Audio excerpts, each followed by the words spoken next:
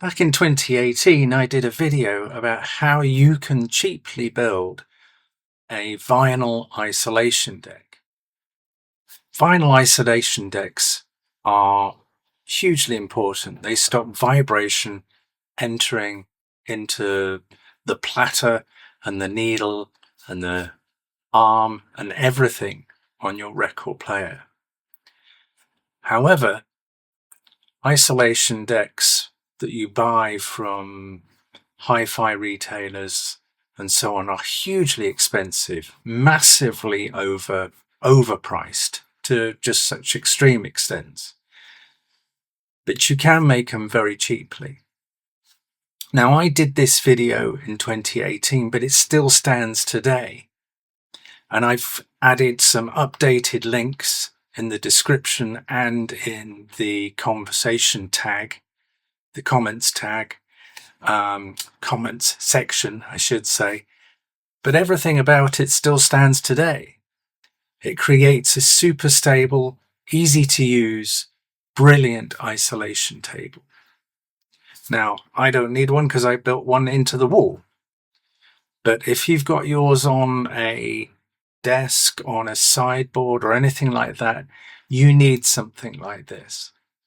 No matter how expensive or how affordable your record player is, having something like this will make the difference between night and day, really, in terms of the improvement that you'll get from your records.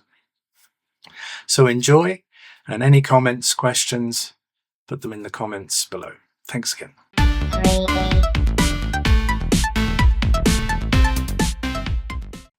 Hi guys, I just wanted to do a quick how-to video. As you may know that if you have a turntable, one of the killers for audio quality with turntables is sound isolation. And in terms of sound isolation, it's usually what's transferred from beneath, sort of the surrounding area onto the turntable, through its feet and onto the tone arm, to the needle and tone arm. So the more isolated a deck is, the better. Now, a lot of turntables will have, this is a Riga Planar 2, have sort of these isolation feet, which are great. And they do the job to a degree. But you also need further isolation from this thing, which is just the cabinet that it's on. Now, isolation plinths cost an absolute fortune. Absolute fortune. It's just a ways and means to milk money from a customer. They charge, I've seen prices of several £100 to create for an isolation deck, plinth. So I've created this, and it cost me £25, and you can just use one of these or two of these. But all it is, this is a chopping board, a granite chopping board. And I bought two of them. I got them from Argos, which is a shop in the UK that does all sorts of things. You could, if you're in the US, you can go to Target or Walgreens or anywhere like that to get these similar things. And what you then do is, to create the one I've created here, just get some rubber feet, get them from Amazon, they cost a couple of pounds, and then get some coaster feet for furniture and what have you, and these are glued on using what's called Gorilla Tape.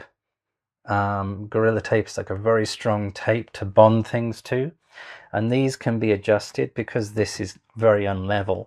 I've had to adjust it, but what it creates is this great, very solid, very heavy plinth that isolates any vibration coming from below and being transferred to the deck.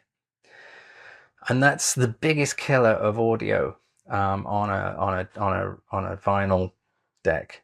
So this is as effective as any of the sort of £100, £200 isolation plinths that you can buy online. This took me about 10 minutes to put together, and £25, which is say $35 to put together. You could probably invest more and get more expensive feet if you wanted to, but ideally you want feet that adjust. And the other advantage is a lot of these decks don't have leveling. These feet don't move, they don't level. So unless the place you're putting it is perfectly flat, you're going to get skating issues and sound issues as a result with your final deck. But if you use this approach, not only do you get the isolation, you can just use one or two of these, as I've used two here.